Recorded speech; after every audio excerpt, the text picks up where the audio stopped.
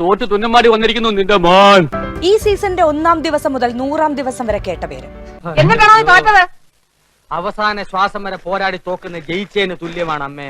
പ്രേക്ഷകരുടെ ഇഷ്ടവും ഇഷ്ടക്കേടും വെറുപ്പുമൊക്കെ ഒരുപോലെ നേടിയ മത്സരാർത്ഥി ജാസ്മിൻ ജാഫർ. പ്രഭാകരേട്ടന് വീട്ടില് വിലയില്ലെങ്കിലും നാട്ടില് പുല്ല് വിലയാ. ആദ്യം വന്നപ്പോഴൊക്കെ ഞാൻ വിചാരിച്ചെന്ന് പറഞ്ഞാൽ എല്ലാവർക്കും എന്നെ ഇഷ്ടമാവുന്നതാണ് ഞാൻ ശരിക്കും വിചാരിച്ചത്. കാരണം സാധാരണ നമ്മളെ ഇഷ്ടമുള്ള കുറെ എന്റെ ഒരു സംസാരമൊക്കെ ആയിട്ട് കുറെ ആൾക്കാർക്ക് എന്നെ ഭയങ്കര ഇഷ്ടമാണ്.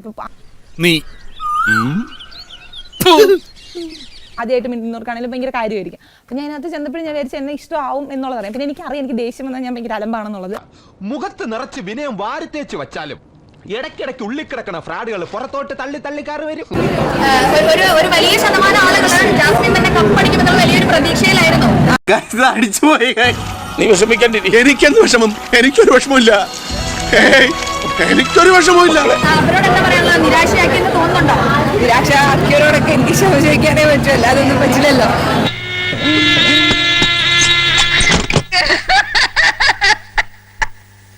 ഒന്നാം ദിനം മുതൽ മുന്നിലേക്ക് ഇറങ്ങി ഗെയിം കളിച്ച ജാസ്മിന് പിഴച്ചത് എവിടെ നിന്നാണ്? മിടുക്കനായിരുന്നു. പിന്നെ എന്തൊക്കെയോ സംഭവിച്ചു. പതുക്കെ അവനൊരു തോൽവിയാവാൻ തുടങ്ങി. ഒരു സംശയവും വേണ്ട, അത് ഗബ്രിയുമായുള്ള കോംബോയിൽ തന്നെയാണ്. ഞാനേ മണ്ടൻ, കൂടുള്ള നീ മണ്ടനെ നമ്മളെങ്ങനെ വളരൂടാ. ബിഗ് ബോസ് മലയാളത്തിന്റെ ചരിത്രത്തിൽ അകത്തും പുറത്തും ജാസ്മിനോളം നെഗറ്റീവ് ഇമേജ് ഉണ്ടായ മറ്റൊരു മത്സരാർത്ഥിയില്ല. എനിക്ക് എവിടെ ചെന്നാലും ഈ ഗതികേട് എന്നെ വരും. എല്ലാവരോടും നന്ദിയും കടപ്പാടും മാത്രമേ ഉള്ളൂ. ഒറ്റപ്പെടുത്തിയവരോടും സന്തോഷിച്ചവരോടും ദേഷ്യപ്പെട്ടവരോടും ഒക്കെ നന്ദിയും കടപ്പാടും മാത്രമേ ഉള്ളൂ. ഈ ഉപകാരം ഞാൻ ഒരിക്കലും മറക്കൂല. നന്ദിയുണ്ട് സാറേ, നന്ദി. നന്ദി മാത്രമല്ലേ. എനിക്ക് ജിൻഡോ കാക്കാരെന്ന് പറഞ്ഞാൽ എനിക്ക് വന്നപ്പോ തൊട്ട് മനുഷ്യനെ ഭയങ്കര ഇഷ്ടമുള്ള ഒരാളായിരുന്നു ഞാൻ.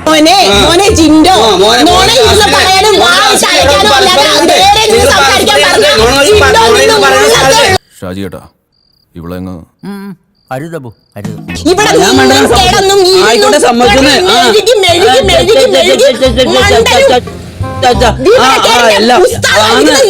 ഒറ്റയ്ക്ക് വഴിവെട്ടി വന്നവനാണ് ഞാൻ.